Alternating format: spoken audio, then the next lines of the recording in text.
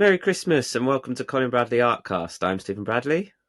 And I'm Colin Bradley. Merry Christmas from all of us here in the Bradley household.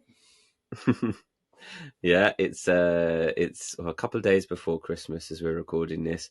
Um, I'm not feeling so great. I don't know if you can hear in my voice. I feel very run down. Unfortunately, Elowen has got tonsillitis. She came down with it this week and has passed on some more germs to us. So yet again in December, we are just riding this storm of illness, but we're getting through. It's Christmas in a couple of days.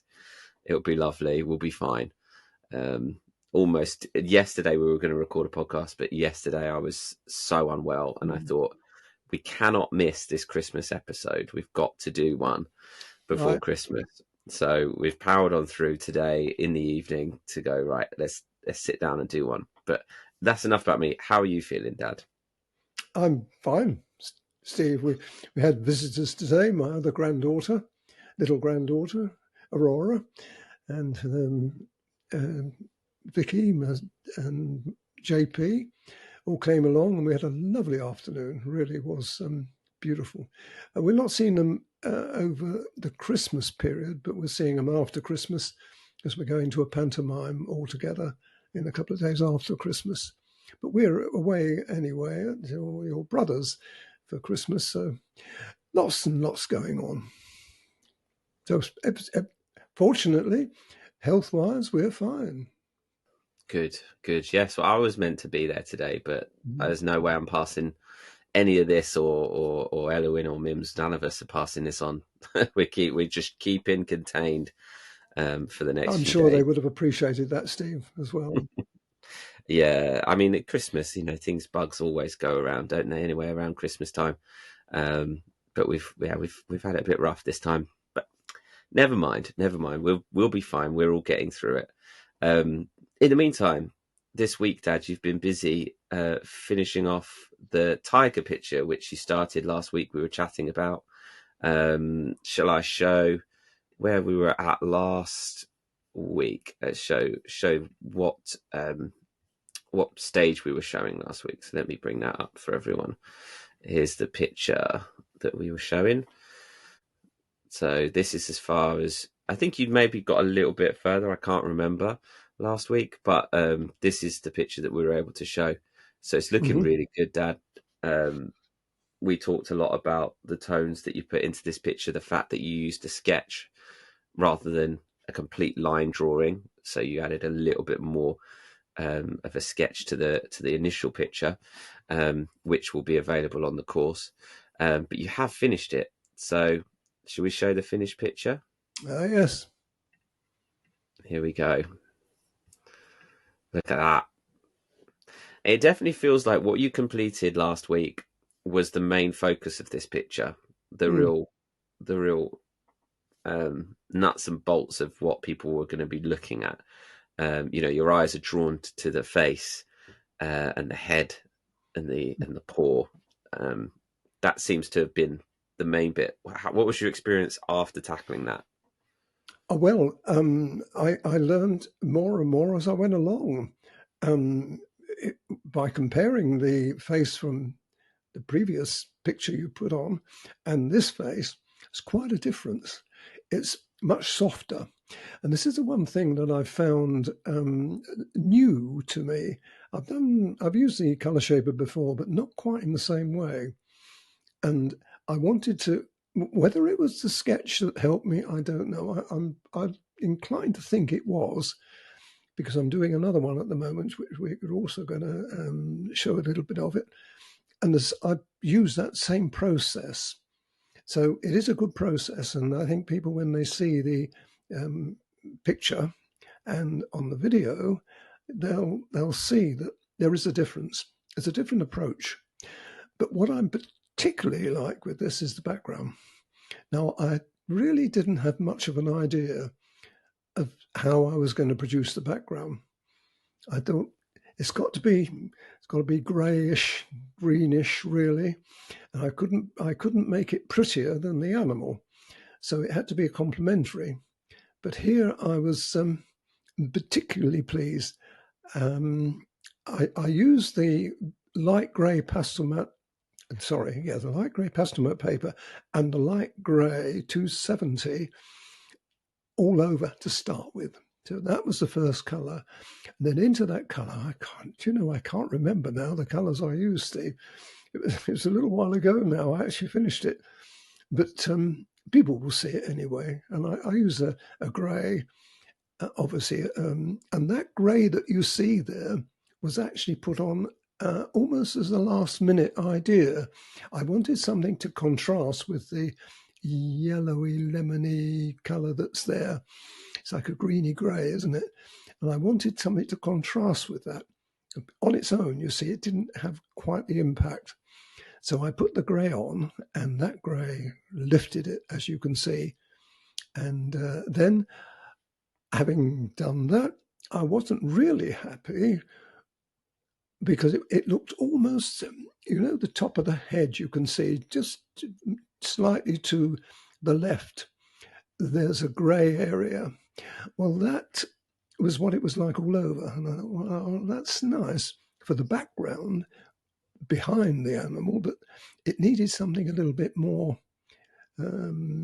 interesting. So I added more of the colour.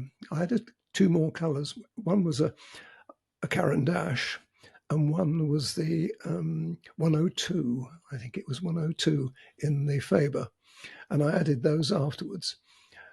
Quite a concoction, but I was ever so pleased with it when it finished. Yeah, I was going to ask because with the tones inside this animal, because it's not very colourful, choosing a colourful background, would that have been a bad idea? Like if that had been a really vibrant green, um, would that have been too stark against the tones within the animal? Is that why you've gone for a very grey green? Absolutely. I think when you get to the sort of level I'm at the moment, you work on an instinct. You know what you shouldn't do, but you're not quite sure what you should do. I hope that makes sense to you. But knowing what you shouldn't do or you can't do is very important, because when you know what you can't do, you've got to find an alternative. And that's more or less the approach I had here. Originally, the colour was a green. It was a more vivid green on the original photograph. But that, to me, that didn't work. It just didn't look quite right. So I improvised a bit and came up with that. But you're pretty safe if you use a colour that is predominant in the animal to start with. I use 230 ivory very often if I'm working on that kind of tone, or the light grey 270. These colours are stable colours, and that is the colour that I use primarily in the animal. So you can't go wrong once if that goes in to start with. Then you've got to use colours which complement that. You see what I mean? So you work your way towards what that is. But when I don't think I could have anticipated that it would look as that does. Because normally you say to your students, use colours that you've used within the animal. So that was going to be my next question. But you have done that in terms of using the greys. But then you've gone with a foreign colour that still complements the tiger that you wouldn't have used in the tiger at that point. Well, it's a complementary colour certainly, but it's also a complementary colour to the colour you're using. You see what I mean? Each colour that you use has got to harmonise. If it doesn't, it's a clash. But one of the things that is not something I anticipated is the eye. If you look at the eye and then you look at the background, it's very close, isn't it? But I didn't do that. I didn't think about that. It's just happened that the coincidence, really, that the eye or the lighter part of the eye is more or less the same colour as the background. That's a coincidence. How do you choose colours that harmonise? Do you get the two ends of the Faber pencil and you think they work together? Because if you put down raw colours next to each other, that doesn't feel like that would be the best way of choosing the colours that harmonise, because they don't appear like that they go on. So is it a matter of experience and practice, or putting it down on a spare paper and seeing if it harmonises, or can you just see from them? It's all of the above, really. It's I keep coming back to instinctive. You instinctively know when one color clashes with another, and you dismiss it. I think it's like cool and warm greys. You know, when you use either or, you know, when you're looking at the photographic reference generally, as I have here, it's indicated to you whether it's cool or the warm greys. Now, in that background, there's in the animal itself, there's warm greys, 273, 270, 175, all those colours are there, warm greys. And then added to that is the ochre. Remember, I was talking about that last week. That, again, you think, well, does that work? Well, it does. Look at it. So all of those colours then give you an idea of what kind of background that you're trying to use, whether it's going to be a light background, whether you're going to put foliage in it, when you're going to put detail in it. Now, when you've got something uh, as small as that, say, not a lot of background there, you can't put detail in. You've got to put what I've done there is the inference of clouds and maybe distant trees or whatever. You can make up your own mind as to what you see there. But most importantly of all is the animal has got to be represented well on a picture. It's got to be the focus and all of the trimmings, which is the background, and also the log, or I say log, it's the branch actually that is resting on. Again, that cannot be too bright. The original colour of that on the photographic reference was much richer, almost had a reddy look to it.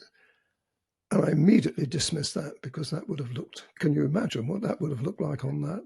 That's the thing with photographs, right? You can't, unless you completely change the color palette of in the edit of a photograph, which then takes away from its realism. You can't change a photograph, in terms of what you're seeing. But with the painting interpretation, you can create much more of that balanced harmony of Mm, mm. tones. And exactly what I did.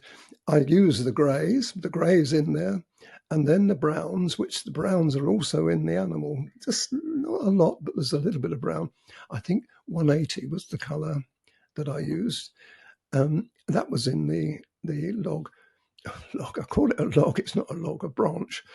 Now all of that, and then you use the dark greys, the 175 again, and I also used 177 in that. Now 177 is a brown, but it's not a rich brown. It hasn't got that reddy look to it. It's more of a grey brown. So, I mean, I know my colours anyway now, so I know which one to pick out from the pencil. And those colours were put in there. And then the greys, the light grey that you see as a kind of stripy look to the branch is 270. So you see, you're keeping within that framework. Mm. Now, all of this must be going over people's heads, saying, "Well, how on earth do you know that?" You know it because you've experienced. You know the experience you've had, and knowing your colours. Most of those colours there are Faber-Castell. Most of them. There's only the odd one, like the colours I mentioned to you. The grey is, I can't remember the colour number, but it is a Caran d'Ache, and also the light lemony yellowy colour in the background. That's Caran d'Ache. They're the only two foreign colours. Mm. Great stuff. Well, I mean, you're master of that Faber range, so you know it so well. It definitely, that instinct just comes easily. Um, this is shaped up to be a fantastic picture. You have started another one which you've sent me, which I'd like to show people, just how you're progressing with that. So love this one. This one is going to be a class on the website. It's all filmed, so you will be able to learn how to draw this one. But let's just tease people with. Well, firstly, I'm going to show the sketch that you sent me, which I thought was interesting, because this shows that same style that you're um, starting with, opposed to just that basic outline, which you would normally see just like around the ears, a real straightforward basic outline. But now you're adding in a little bit more. And I think what I'm going to be doing, Steve, is more of this. It depends on the subject. This is a perfect subject, and you'll see when you show a few more sequences here, stages, you'll see that I've worked towards that. It's this exactly. You've got the same idea, so it's easier to actually work from that than it is to try to work around the line drawing. I think, and I think people will find that too. It's very. You'll see. We'll find out in a minute or two when there's any other. So you've done another wild animal here. You've done another wolf, um, Yeah, and this is where you're at so far. And again, similar colors, right?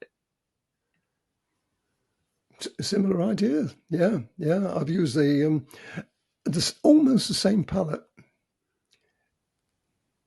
There but you go. again, you see how that is now beginning to it, the back. I started with the back here. Normally, I start with the head, as you I know. was going to ask you that. Last time it was their head, and we saw their head first. Now it seems like we're seeing the other part of the body first before the head. The reason for that is I'm right-handed. Now, if I was to do the head first, I'd be putting my hand across the head to tackle that back. And there's a risk there. I know you could put a sheet of paper or card that I use. You can, but there's always the risk of that shifting a bit or you're touching it and then moving it so that you get a smudge. And if you get a smudge, it's going to spoil it. So no, I didn't want to do that. And the other reason I didn't, I wanted to be absolutely sure of my colours because I could change the back a little bit, if I had to.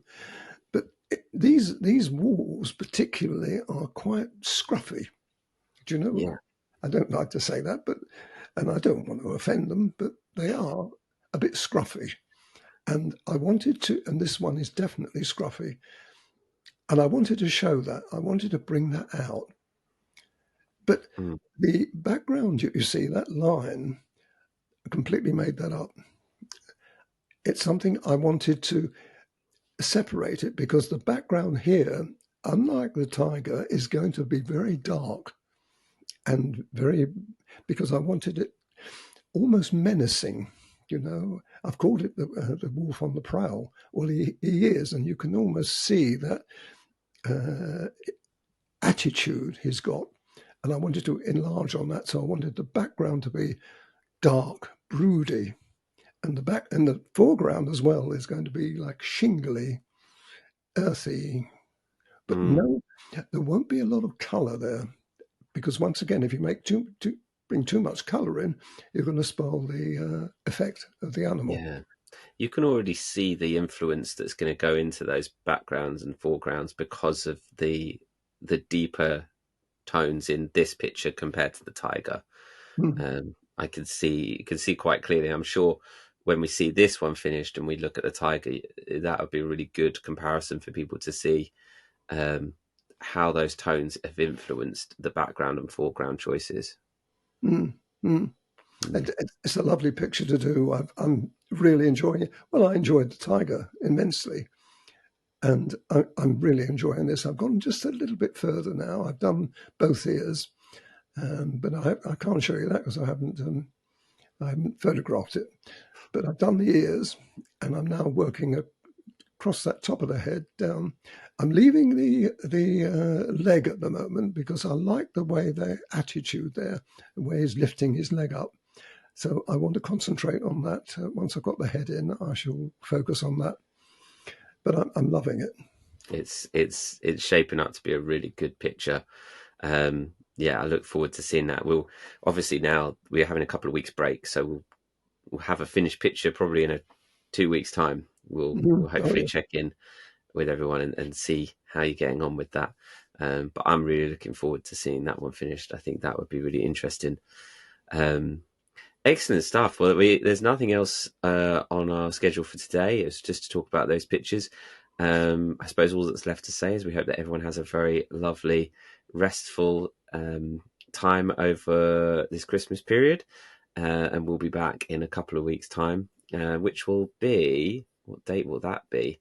My goodness, it will be the new year, won't it? I think it will be, yes, Next Steve. year, Yeah.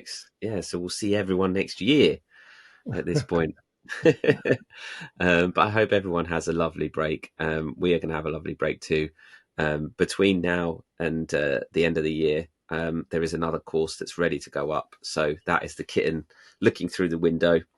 That picture is all ready. So I've edited it. So it will be going up hopefully next week in that break between if we get a chance. But it's there ready. So I've just got to do a little bit more work on it. So that'll be something to keep people interested and watching, maybe if they have some time off over this festive period. Good Good. stuff. Excellent. It's a nice picture, that. Mm, mm. Lovely stuff. Okay, well, we'll leave it there for this week and this year. Thank you, everyone, for watching and for listening. I'm Stephen Bradley. And I'm Colin Bradley. Enjoy Enjoy your your Christmas. Christmas.